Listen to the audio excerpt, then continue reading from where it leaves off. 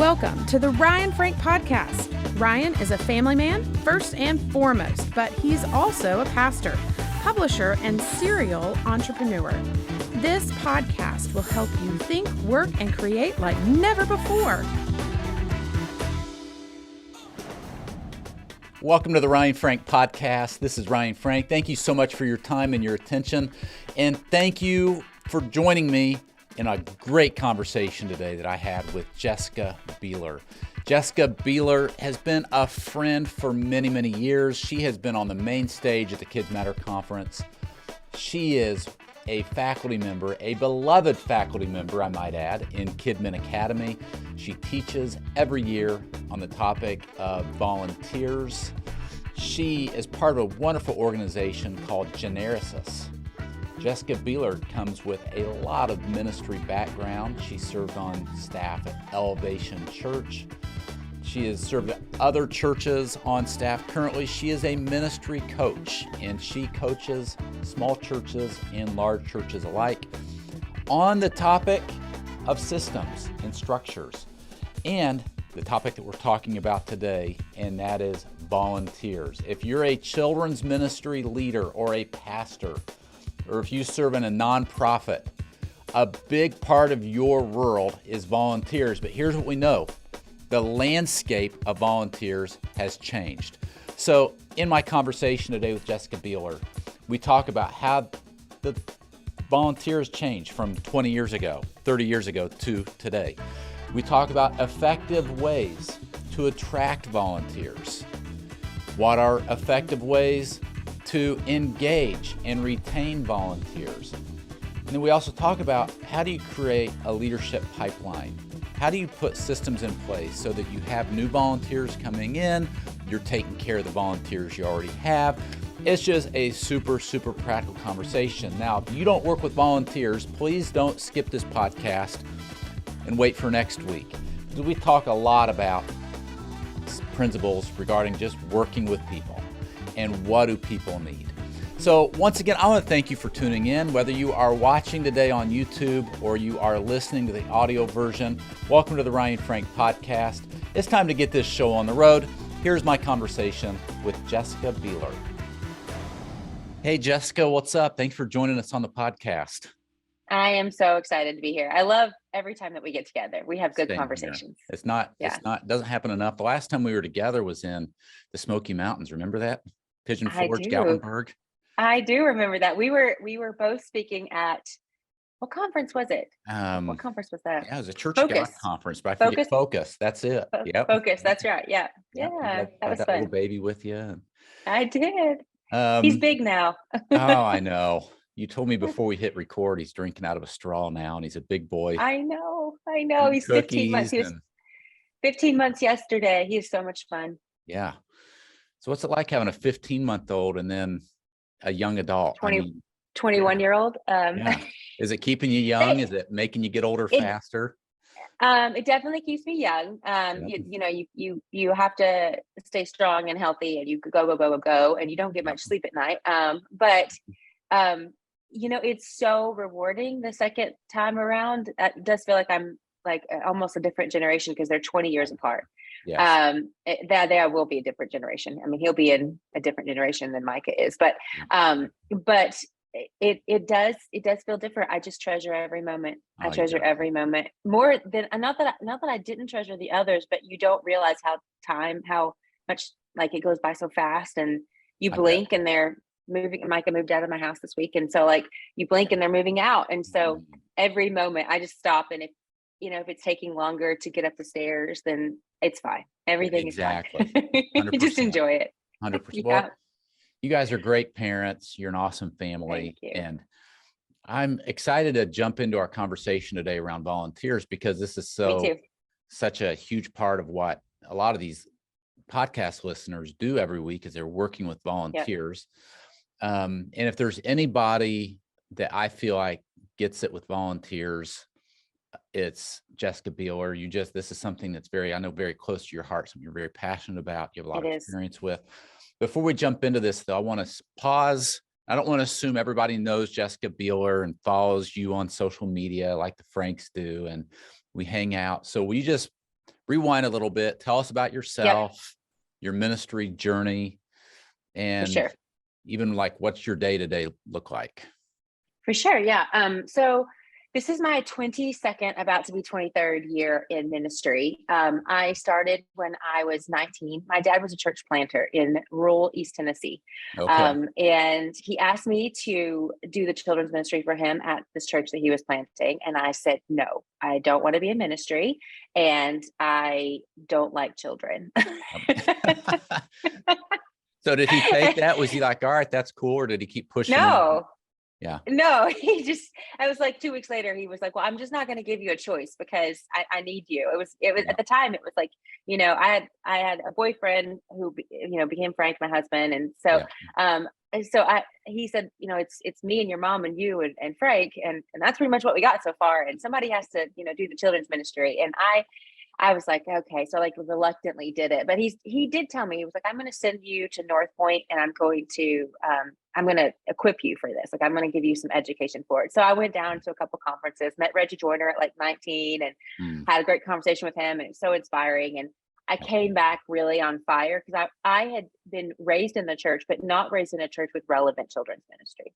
Okay. And I was, you were taught to sit in the pew, and to just, entertain yourself until you could comprehend whatever the pastor was saying. And so what I actually saw was this ministry that was exciting for kids and could engage parents, and give purpose to other people too. Like, there were other people who wanted to invest into the lives of these families. And I was like, this is so different than anything that I've ever seen. And so that was really my start in it. I did that with him for 8 years and helped him to go multi-site. He was very successful as a pastor. And then my husband, he was in ministry, but also had a secular job. The secular job transitioned him to Charlotte. Okay. Within a couple of weeks, we were plugged in with Elevation Church. And within a year, we were on staff with Elevation. Within a year of that, we were on the executive team, Elevation. They were in a leadership vacuum, and they needed leaders, and we were willing to step into that. And so I launched 16 of their campuses for them, and then oversaw the family ministry, which was kids and students. And then there for a while, it was small groups. That was just for a short season. And then I was only also 16. I mean, come on, slacker. Only launched 16 campuses, right? I know. How exciting! I bet you've got a lot of stories. I mean, being so many stories. Yeah. So many stories. I mean, we launched 2 campuses on one day at one point. That was a disaster. Don't ever do that. That's not good. I don't recommend that. Yes. But yeah, so many stories. And yeah, it was incredible. We watched the church go from 1,800 people to 30,000 people in 8 years. And so, I mean, every system was breaking all the time, especially our volunteer systems. I mean, we would create a system for our volunteers to care for them, to hold them accountable, to empower them, to grow them, to develop them. And then it would break because the system that we created was only built for 500 people or 700 people or 2,000 people, and then we'd have to imagine what it could look like in the next season. And so that's really where a lot of my experience came from. We transitioned to Atlanta about almost 6 years ago. It'll be 6 years in June. And I didn't have anything to do after 60 plus hours a week at Elevation. I didn't have anything to do. And so I wrote a book and I went on a little book tour, and somebody saw me, and Jim, the principal owner at Generisis, and said, hey, we're looking for a ministry coach specifically in the area of kids and students and families. Would you be interested? And I looked at him and was like, I would love to coach, but I am not a business girl. I'm just a church girl. Like, that's what I've done my whole life. And he was like, I can teach you the business side of things, but I think you can. And he has this one phrase that kind of drew me into coaching of churches. He said, because I had an offer. I don't think that it's anything I couldn't. I had an offer from North Point to actually come on staff with them. Yeah. And so I had sat down with Jim and I told him that, and he said, you can either impact one church or you can impact hundreds of churches over the next few years. And that was it for me. I was like, well, if I have a choice, I want to impact as many as I can. And so that's when the coaching began. So for the last 6 years, I've been doing industry coaching. So that's me. My normal day looks like sitting on Zoom calls and working with leaders all across the country on I love it. a plethora of problems. We are problem solving. We're implementing strategy, building systems. It is so much fun. Every day is different. Every day is fun. So are you coaching primarily like children's pastors, youth pastors, like, are you in this niche of kids and families? And if so, Yes. what does that look like? Is it all big churches? Is it all over the map? So I would say that probably 60 to 75% of my business on any given year is in the area of kids or students. Okay. I do have about 25 to 30% of my clients that are outside of that. Most of them are volunteer engagement. And so it's how do we get more people plugged in? How do we create really healthy volunteer culture? So a lot of times I'll work with an executive pastor or a guest experience director or something like that.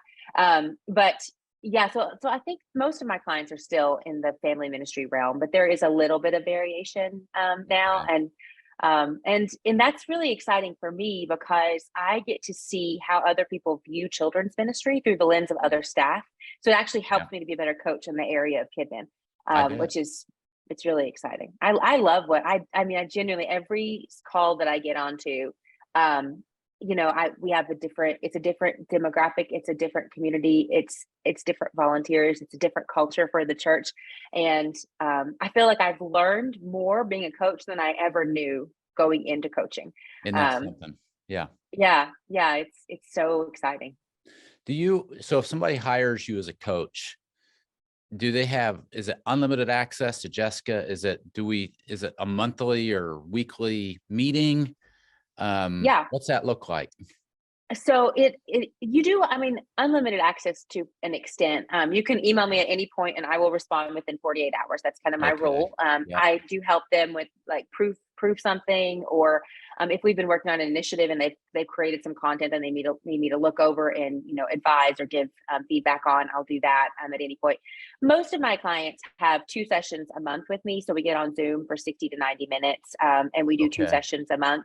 And we have a very strategic plan. So, like the very first call, it's getting to know a client or a church. A church would be my client, but getting to know them, know their culture, understand who they are, and what their greatest challenges are. And so, from that very first meeting, we talk about how they need to develop as a leader, so I can build out a plan because everything is customized. This is not a one size fits all type thing.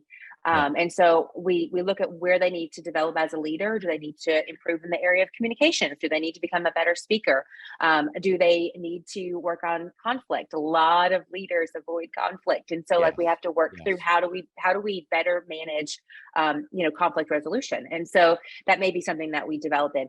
But then in addition to that, we also get super practical. I know you've sat through some of my sessions before, and I always teach to the practical. Yes. And so we will say, what are the problems that you're having in your ministry? And let's make a plan. And so those 2 meetings that we are meeting per month, those 2 calls, we always start with what's the urgent, and then let's work our action plan. Where are we at? What's the process? Did we hit any roadblocks, any obstacles? And then once we kind of work through that, then we spend the last 15 to 20 minutes just in leader developing and growing them as a leader. And it's 6 months is the contract that they sign. Gotcha. They can cancel at any time though. Like if it's not working I've never had anyone cancel, but they Yep. could. Yep. I always tell them that you could absolutely cancel. If I told you this, or I mentioned it earlier, like I'm a church girl. And so I want this to always be beneficial to the local church. And if it's not for whatever reason beneficial, then we need to stop what we're doing and you need to go find somebody that can help you. And Exactly. so that's what it is. It's 6 months coaching. About 80% of my clients renew. So I end up being with them for a year. Some of them, I was on a long contract with Willow Creek about a year ago, and they renewed twice. So I was with them for 18 months, and that was all volunteers. That was what we're talking about today. Really? We went all the way back. Just an interesting little fact. We went Yeah. all the way back because we said we're scrapping everything, Mhm. and we're going to rebuild all of our volunteer systems and our culture.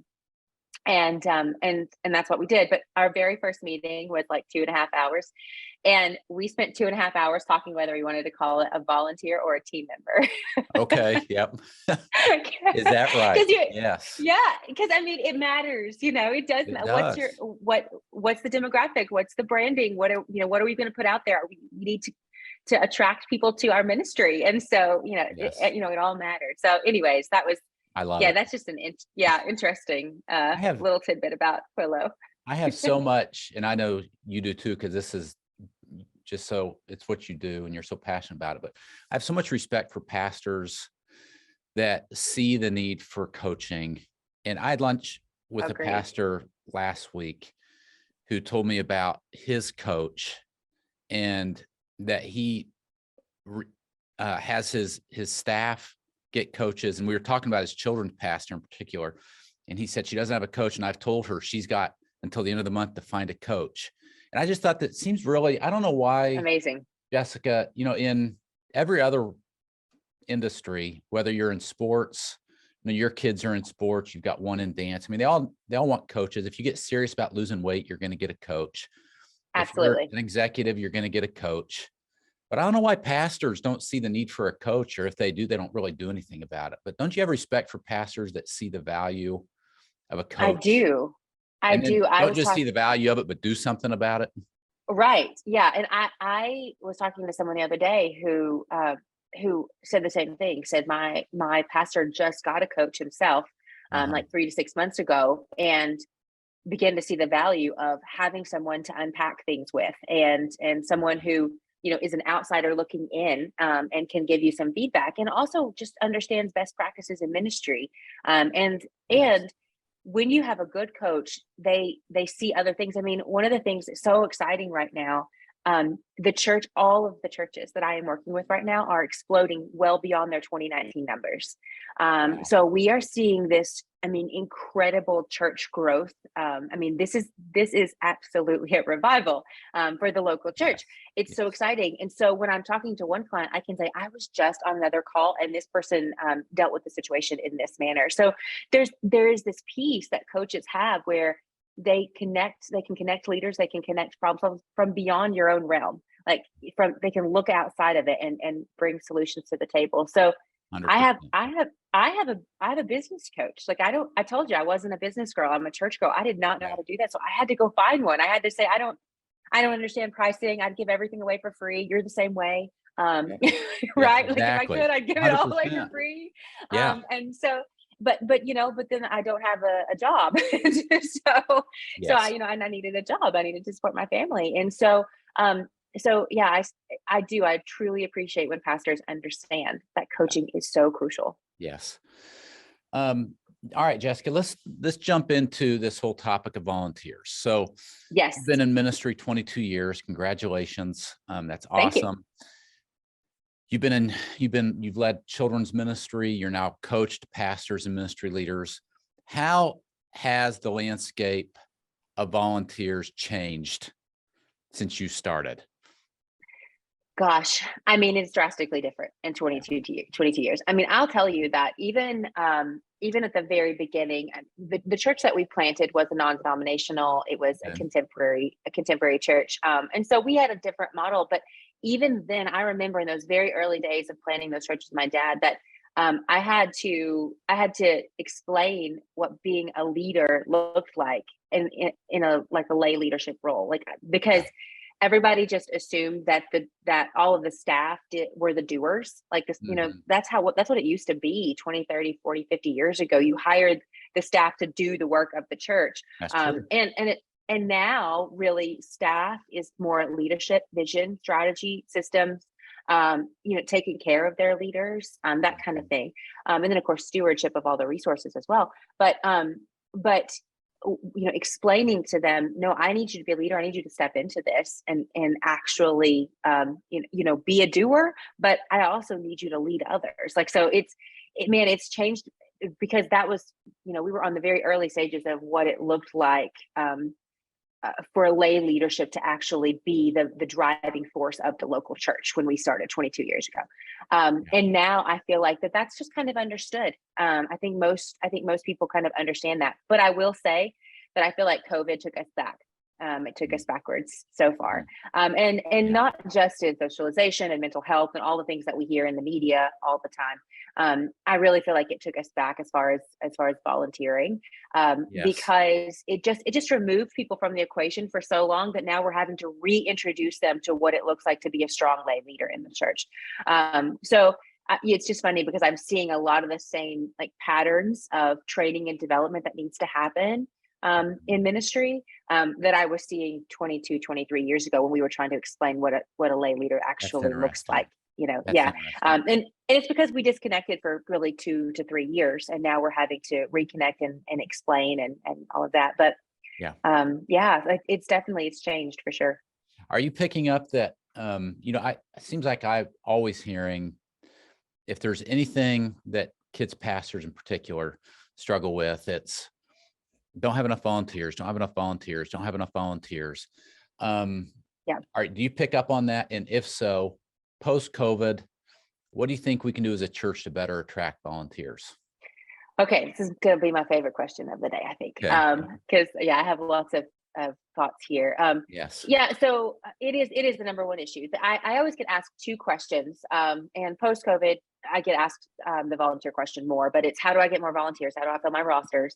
And then the other one is, how do I get parents to pay attention? How do I engage parents? Like, that's the two things that I get asked most often, and that we end up working on most often in my coaching calls. But I'll tell you, we are missing the mark as the Big C Church when it comes to volunteering. I said to somebody the other day, I have a Facebook ministry group called Mastering Ministry. And there was a person on there that said, my greatest challenge is getting volunteers. And then the next question that I asked was, well, does your church prioritize volunteerism? Like, is volunteerism a priority of the church? Is it a top priority of the church? And I mean, in my mind, it's the preaching of the word, and then it's serving. So volunteering / groups, and then maybe groups. I mean, you could put them in whatever order you want, depending on. But I mean, it's got to be up there at the top, because volunteers are your driving force. Like, they are the lifeblood of your ministry. And so it has to be at the top. And she said, well, we take really good care of the volunteers that we do have, but I don't know if I would say that we prioritize it. And then I asked, well, why would you say that? And she said, well, we don't ever talk about it from the stage. And then my next response was, it is not a priority unless you're communicating that it's a priority, because nobody knows about it. So we are not communicating as the Big C Church. We are not communicating that serving and being a volunteer in ministry is a priority. And how do we do that? So, I mean, really practically speaking, we talk about volunteerism from the stage. It does not mean we stand up and we ask desperately, we can't open our doors. We have ratio. Right. No, that's a sinking ship. Nobody's going to get on that, right? Yes. Nobody's jumping on the Titanic when it's going down. And so, I think that we talk about volunteerism, but we talk about it in a positive light. We talk about it in just almost like a revelation light. Like, we're just revealing, what it looks like to serve. So I always encourage people, like, once a month, or even once a quarter, if that's your church's culture, to just do a volunteer appreciation during the talking points. Just be like, hey, I want to introduce you to this person. You may not know this, but this person stands behind the camera every single week, or this person is doing the production in our children's large group experience, or this person checks in your kids and they're here this early, or this person cleans our rooms throughout the week, and you may not know, but I want you to know them. And you're not asking anyone to volunteer, but what you will have happen is people will be sitting in the audience. Excuse me. They'll look up, they'll see a 45-year-old Hispanic mom who is killing it as a volunteer, and they're sitting there, and they're a 40-year-old, 45-year-old Hispanic mom, and they're like, that's me. I could do that. Or they see a CEO professional guy, and they're like, I'm a CEO. I just didn't think I had enough time, but if he's doing it, I could probably do it. So we have to expose them to what it looks like to be a volunteer. So that's one thing. Another thing that we could do is during the giving moment, we simply say something along the lines of, if you give here at the church, we just want to say thank you, because you are sowing into the next generation. And we put slides of kids or of volunteers ministering to kids, volunteers ministering to students. We're just reminding them that there are volunteers out there. And then, there's lots of other things to do. I have an incredible pastor, Pastor Chris Emmett, who will call out just every once in a while in the middle of his sermon. He'll say, I just want to give a shout out to a volunteer who really made an impact on me. And we'll tell a little story about them. And so we just have to talk about it from the main stage. It also has to be visual. So, I love t-shirts for volunteers, whether they be in children's ministry or outside of children's ministry. I love t-shirts for volunteers because it communicates that they are volunteering.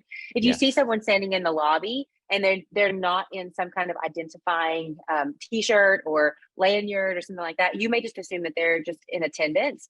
But when you look around and you see a massive amount of volunteers, whoa, like, they have a lot of volunteers here. Maybe I should, ask some questions. Maybe I should get involved. And then the other thing too is just to add a talking point to, and this is for all, if there's anybody that's listening that wants to take this to their creative director, worship director, senior pastor, whatever, take this and say to them, you should add a talking point in every single week that says something along these lines. We want to connect better with you at First Baptist, Second United Methodist, whatever it may be. We want to connect better with you. How do you connect better here at this church? It's either by signing up for a small group or signing up to serve, if you do small groups, of course. And if you would like information about either one of those, then meet me. Don't go to the desk. Don't whatever. Meet me at the guest information desk or in the lobby or whatever. So you're giving them a face to look at. And then they can go find that person in the lobby. And so, and do it every single week. Like say that one line to the point where your regular attenders could probably repeat that line. That's okay. That is how we convey that it's a priority. Man, that's good stuff. That's worth a podcast right there for those few points. You were excited to share those because boy, that's good. I was. I love what you said. I love all three of those points. But when you were talking about everybody wearing like t-shirts, for example, and don't you think that communicates that this is, in addition to just filling a slot back here, that really it almost creates this culture, it does. This is a community of people that are identifying by wearing this shirt. Absolutely. It creates a tribe. I mean, that's what it does. It creates a tribe. Yeah. Yes. And everybody wants to be part, right? Like everybody wants to be part of a tribe that looks fun and engaging and purposeful and impactful. And everybody wants to be part of that. But if they can't identify it, then they don't even know that there is one. Jessica, you work with a lot of churches. What are some mistakes that you see churches doing when it comes to recruiting volunteers where you're like, no, don't do that? Yes. Okay. So one of the first things that I'm not going to repeat it, but you've got avoiding the conversation, like not talking about what is. I've heard too many times, but we don't want to burden our people, or we don't want to think that we just need something of them. We do need something of them. Yes. We need them to step into the role that God has called them. And in addition to that, we have to flip our perspective. Like we have to flip the script on volunteering. And I think this is a lesson that should be taught like a staff teaching. Yes, volunteers help us to minister to families. Yes, they help us to execute our programming. Yes, they help us to do ministry. But that's the byproduct of serving. Serving is what's best for the individual. Them being plugged into a local church, that tribe we were just speaking about, them being plugged in is God's calling on their life. Like that's what God wants for them, and they will be better for it. Their life will be enriched for being part of a team of volunteers. So like that's what we want for them. We want them to take the next step in their faith, and that is serving. The byproduct is that it helps us minister to other people, which is amazing. But we really do have to kind of flip our perspective, because we approach it with this mindset of, well, we don't want to burden, or we don't want to burn people out. I'm so tired of hearing I don't want to burn people out. Because when you have a great volunteer experience and you are on fire for Christ, you can't get enough. Like you can't wait to get there on Sunday morning. You talk about your ministry all the way, throughout the whole week. I mean, I'm not saying that burnout doesn't happen. It does happen, but we as leaders say no for people. We say, they're going to burn out if we ask them, and we've got to stop doing that. So I think flipping the script and understanding this is what's best for the individual. So we need to make the big ask. We need to ask them to step up. I think that's one of the mistakes that I make. And the other thing is just not communicating what roles are available. So feature your different ministries from your stage. Talk about them. People don't know, like they don't know what it looks like to pull the curtain back from the ministry and look behind it. They may be an incredible producer and would love to be back in your children's ministry large group. They don't even know that position exists. That's a good point. So you have to pull that curtain back constantly and tell them, what opportunities are available to them, as well as making sure that your staff and that your lay leadership are fully sold out to, this is what's best for that person. We're going to make the ask. And then the final thing I'll say about that too is, if the only people on your campus or at your location every single week, the only people who are having recruiting conversations are your staff members, the people who are running 100 miles a minute and have to put all the fires out that are happening on Sunday mornings, those conversations are going to be few and far between. And so we have to teach our lay leaders and even our volunteers how to have recruiting conversations. They don't know how, so they're not having them. You haven't empowered them to have them, and they're not having them because they don't know how to have them. So you have to teach them, and that's one of the things that we would do in a coaching call is I would say, I'm going to give you a teaching, and then I want you to teach it back to me. And then I want you to take it and teach it to your team. on how to have a recruiting conversation. We have to teach our volunteers and our lay leaders how to have these recruiting conversations so that we're not having 2 conversations a weekend. We're having 75 conversations a weekend. That's a good point. Yes, I think that there are all that is so good, Jessica. And I love, especially that second point resonated with me on really communicating to the church what the needs are and what the positions are, because I feel like a lot of people could just float in and out of church and assume that everything is handled and all the spots are filled and they don't need my help. And just simply because they're not aware of the openings. Does that happen in, a church that maybe prints a church bulletin on Sundays? I mean, is that a good spot to post those positions, or is it just get creative and figure it out? Yep, you get sky's the limit. I mean, it really is just exposing. I mean, I have churches that have done ministry fairs, and I'm not opposed to ministry fairs, just letting people know what's going on. I mean, I wouldn't do something boring. I do something fun, have some food and some, things, but, games and carnival games for the kids to do. But yeah, you could do that. I do love just like talking about the different positions. One of the things that you said to me, or that you just said, a lot of times you walk in and you see like the church is moving, smoothly along on a Sunday morning. So you just think, oh, well, they don't need me.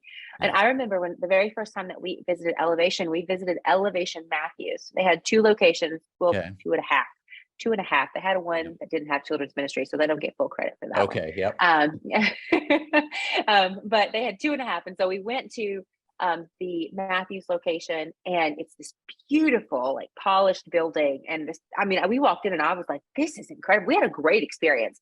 Yeah. We went home and Frank was like, did you like it? And I was like, I really did. But I don't think that there's a place for us. Like, I don't think they need us. Like, I want to be in a place where I can lead. And he was like, yeah, me too. So we tried another church the next weekend, but we just kept thinking about Elevation. And he said, well, why don't we go to a different location? Why don't we go to this non-permanent location? That's in this high school. So we went down the road to that one, and we got there a little early, and they were slinging pipe and drape. They were putting pipe and drape up, and people were like pouring sweat down, and they were like stacking up, all of the information to hand out to the guests or whatever. And I was like, oh, there's work to be done. And we got in the car, and I said, yep, this is where I want to, and I don't want to go to the other campus. I want to go here because I know they need us. And so people want to be needed, and they want to plug in, and they want to use the gifts that God has given them, but you have to tell them about what you have. 100%. Jessica, let's talk about, we've spent a few minutes talking about recruiting volunteers, and boy, you have given some great nuggets and ideas. Let's talk about retaining volunteers. So, this is a whole nother conversation that I feel like the children's community, we need more volunteers. We need to recruit. And I don't know if we spend enough time talking about retaining those volunteers. Like, I wonder if I if I keep them all, maybe I won't need as many. What are your thoughts on retaining volunteers and how we can do a better job? Yes. So I'll tell you this. I said I have an ebook out, recruiting and retaining high-level volunteers. And I said in the ebook that if you would just retain all your volunteers, you would never need volunteers. And you would never need to recruit. There would be no need to recruit if you would just retain the volunteers. And I'll explain that point. The point is that healthy volunteers who are sticking around will be your recruiters. They talk about your ministry. They go out and they bring their neighbors, their coworkers. They ask their sister to volunteer with them. They replace themselves. So a healthy volunteer will grow your ministry like nothing else, and they'll even grow your volunteer base. And so when we have this healthy culture that retains them, then it takes the pressure off of all the recruiting. When we don't have a healthy volunteer culture, then we have to constantly be recruiting and looking for new fresh blood because we're not keeping the people that we have. So some key points to retaining your volunteers is, first of all, your ministry needs to feel organized and attractive.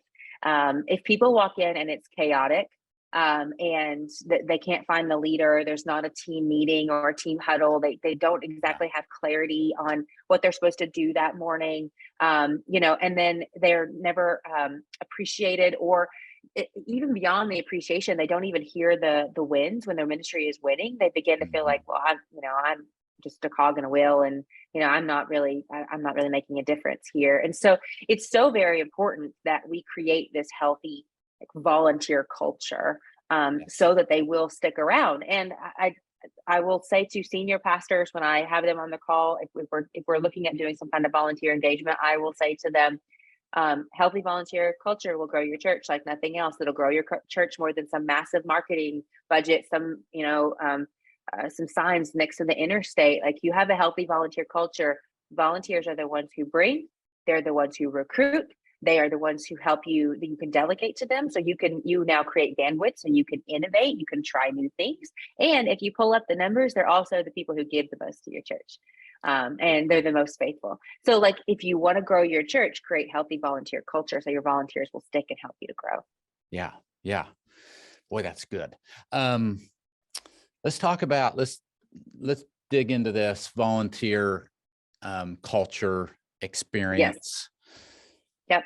What do you think? So volunteer, and most volunteers are busy, they've got their own job during the week, they've got kids and they're running them here and there. And then we need their help on the weekends or on Wednesday nights. They're busy people, but as you said earlier, they do want to be part of something significant. They want to be a part of a team. They want to know that they're making a difference. What do you think a good volunteer experience looks like? Yes. Okay. Can you sum that up, or is that too vague of a question? No, I do. I have a kind of a formula that I've had for years now, but then I also have some really practical, I have a couple of like tips that I'll give. And it's not everything. I can't give you everything, but I'll give you a couple of tips. The first thing that I would say, a great experience is one that has clarity. I mentioned clarity earlier. They need to understand what their role is. They need to understand how to win. They need to understand the expectations. Like a lot of times, I'll be coaching a leader and they'll say, this volunteer just keeps, like dropping the ball. And I'm like, well, have you communicated what it looks like to win in that position? And have you communicated that they're not winning? And they're like, no. And I'm like, well, they don't know. They don't know that they're dropping the ball, and they don't know that you have said so we have to have, clear job descriptions.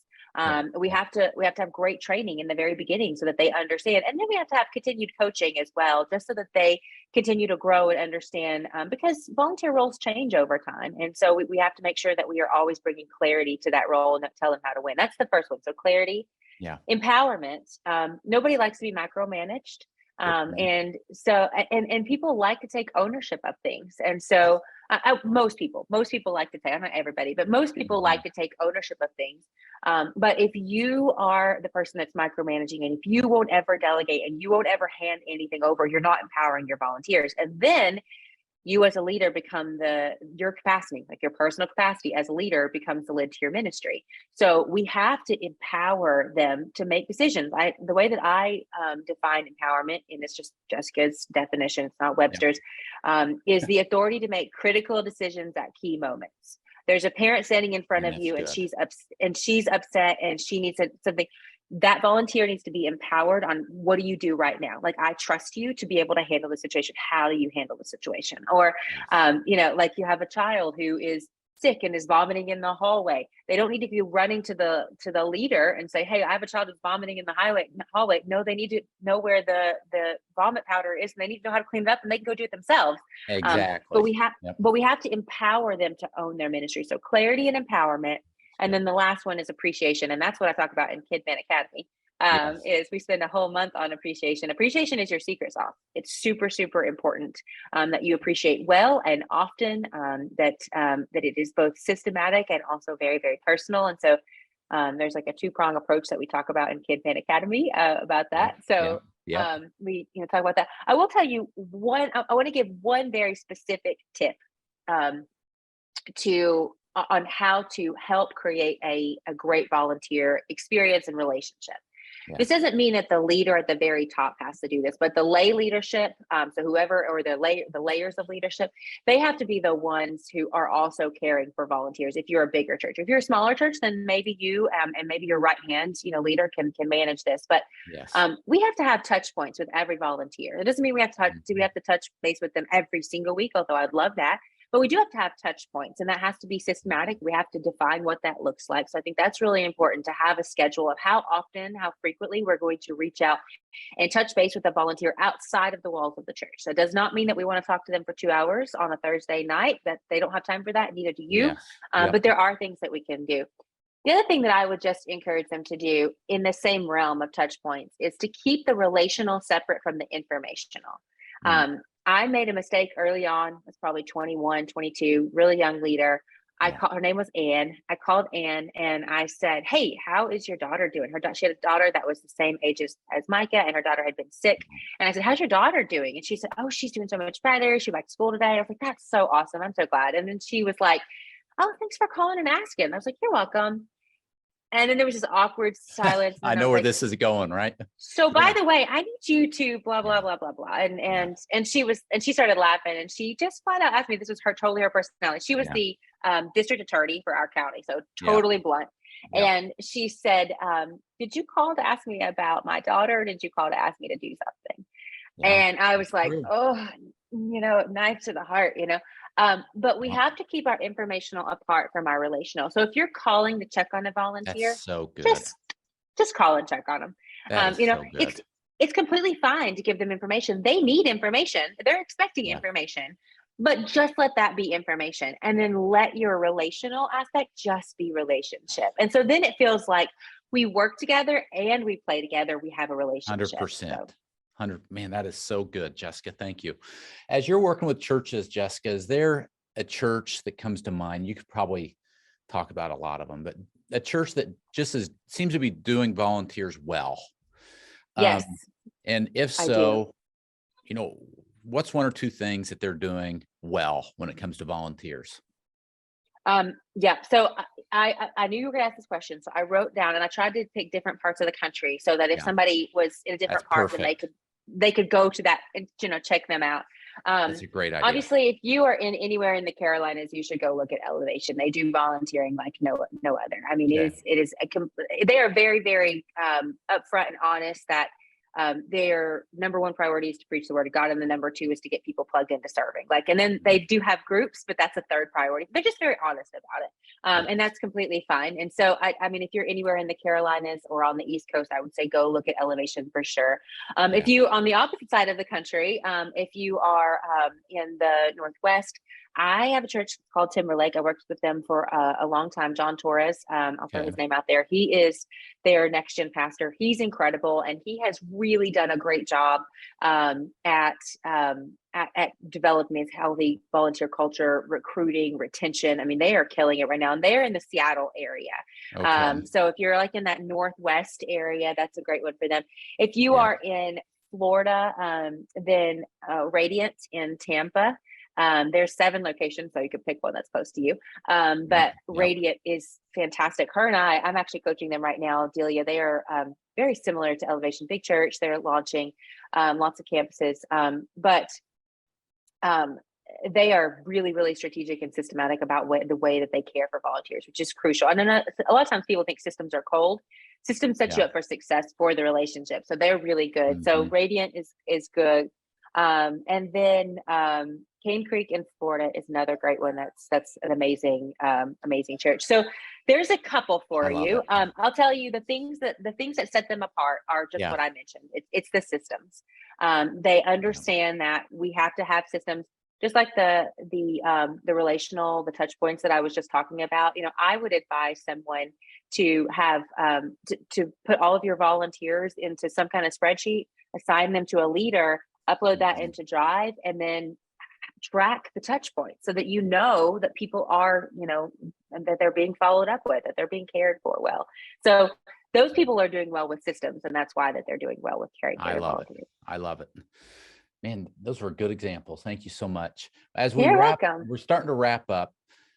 Before I get to my final 2 questions that I always love to ask people, Jessica, what would you say to someone who's watching or listening that maybe feels discouraged? Maybe they feel alone. Maybe they're at a church plant or a new church, or, with COVID, we just haven't seemed to rebound and get our people back. What's a word of encouragement to someone who feels like they're leading alone, that would love to have a team, would love to be doing ministry with others, but they look around on Sundays and it seems to be just them, or maybe them and a handful of others? Word of encouragement? Yes, I actually have 2 leaders right now who are in this exact same situation. So I have, and they're smaller churches. I have Abigail, who's from Crossroads Benson. And then I have Priscilla, who is, she is about 10 miles outside of Compton in LA. So it's a rougher area that she is from, and she does feel like she's on an island many times, and in so many ways. And I have advised both of them the same thing. You need one right hand. That's it. Right now, we're just focusing on one. If you're looking at your rosters and you're like, I am so far in the deficit, like that's so overwhelming. Don't focus on that. You need one person. And so you need to start praying right now that God would bring that one person into your life, or that he would open your eyes to someone who's showing some potential or who could lead. You need one person. That's what you need. And once you get the one person, then you have a comrade, you have a team, you know, like it's you and somebody else. You don't feel like you're so isolated. But I think that if you feel alone, that's not what God intended. God never intended for us to do this by ourselves. And so if you feel alone right now, you need to look around for one person, one right hand to help you in this. And we'll start there. And then you can teach that person how to have a recruiting conversations. You can go into multiplication. You're both having conversations. You know, you can do all of that. But right now, you need one person. You just need one. And here's the other thing. There are probably people out there who are sitting who may have, I don't know, 5, 10, 15 volunteers, but they still feel like they're on an island. That's true. And the one thing that I would tell them is you still don't have your right hand. If you still feel like that, you may have volunteers and they may help you get the work done every single week. But if you feel like you're on an island, then that means that you don't have somebody that has your back. You don't have somebody to bounce ideas off of. So you're still looking for that one person. When we launched Elevation Rock Hill, and it launched bigger than we could have ever imagined. And I was so far in the deficit with volunteers. And I mean, we thought we were going to launch around 700 or 800, which was going to be huge. We launched at 1,300. I mean, so it was like 150% of what we expected. And I kept my sanity through those early days because of a woman named Chelsea, who was, not only was she like my right hand in ministry, but she supported me when I'd be like, I don't know if I can do this. Like, I mean, we don't have enough volunteers. You know, she was like, you've got this. I'm right here with you. You need one of those. You need a Chelsea. You do. I love that. Focus on the one. It can be overwhelming, can it? If you think about, well, I need these 20 positions, or I need these 10. But boy, if you just focus on one at a time and celebrate that one and go after one more. Absolutely. That's where you start. Now, Jessica, you've written a book called Leadership Pipeline. Yes. Talk to us about that. I know it's not your own book, but that one, I love that title because it's all about building leaders. Yeah. It is. And you, again, it goes back to system. You have to have a system for you want to constantly be turning out leaders in your ministry. But if you're not, then you're not going to be able to, first of all, if you're not probably not growing. But second of all, if you are anticipating growth, which I'm seeing growth in all churches all across the nation right now. So there's this massive revival that's about to happen. So you need to be preparing for it, because we're already seeing it right now. I think the fall is going to overwhelm our buildings. Like that's how great I think the revival is going to be. I'm really excited about the fall. I'm also excited that you moved it to September, because the Kids Matter conference, because I think that's what people are going to need going into this. That's massive, a good point. Yes, I'm really excited about it. So anyways, but I feel like that when we started writing the ebook, when I started thinking about it, I was like, the first thing that we need people to be able to do is to identify leaders, because a lot of times we'll be like, oh, they're such a hard worker. That's the person I'm going to choose. And actually, there are some people who are incredible doers, but they're not called to be leaders. So like we have to identify leaders. So the first part of that is literally just saying, hey, this is what you're looking for. And there's some non-negotiable characteristics, and then there's some negotiable characteristics, some things that you could raise up in them. So that first one is just identifying. So if you have somebody that you're looking at and thinking they might be a leader, this book would be helpful for that, because you can literally, it's almost like a formula. You can say, yes, they have this. Yes, they have this. Yes, they have this. No, they don't have that. Though they don't have that, but they have everything else. I can develop these 2 areas. So like that may be helpful for somebody. And then the other parts of the book are literally just how to actually create the system for it. And so to do an interview, there's 3 different pieces of how you actually onboard a leader. So it like talks about that. And then it also talks about how to actually develop them. There's a way. We always think of development as hands-on experience, and there is some development that happens with hands-on experience. But I will tell you, I mentioned in the very beginning that I got excited because I went to North Point to that conference and learned. My dad knew that I needed to be equipped. So we have to equip our leaders and we have to equip our volunteers if we want them to lead. And so there's some strategies in there about how to equip them as well. Love it. So that's what it's about. It's to help you to be constantly churning out leaders. So you've heard us talk about systems, and if you're listening, you're like, man, I want to take a fresh look at my systems, or maybe you recognize the fact that we really don't have good systems. Go to Amazon, get Jessica's ebook, Leadership Pipeline, Creating a System for Leadership Development in Your Church. Jessica, I always like to end the podcast with 2 questions. First, I'd love to hear from you. What's your favorite Bible story? And what makes it your favorite Bible story?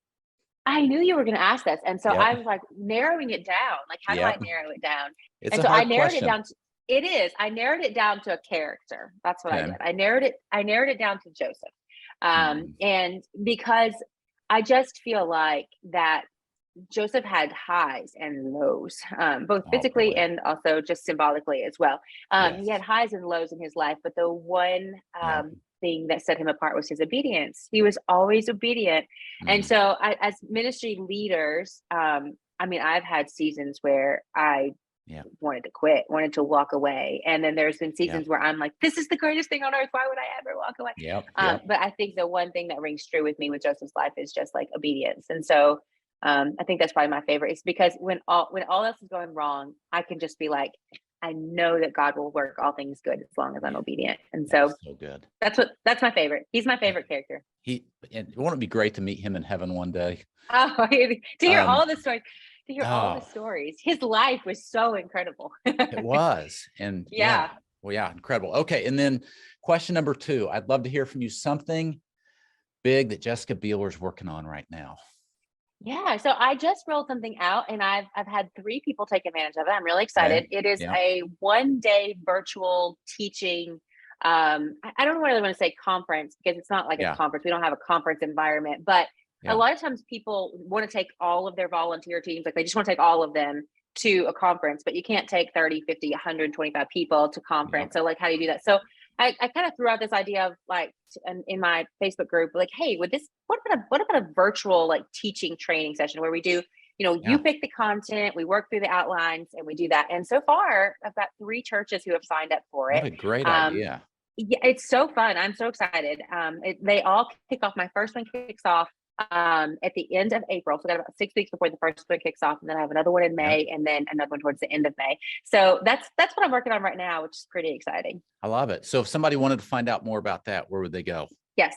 Just email me, jessica.bealer@generis.com. So JESSICA .Bealer, BEALER @Generis. Generis is spelled GENERIS.com. So that's just, they can just email me. And they can also contact me through social media. It's Jessica Bealer on all my social media. So they can contact me through there too. But either one of those is fine.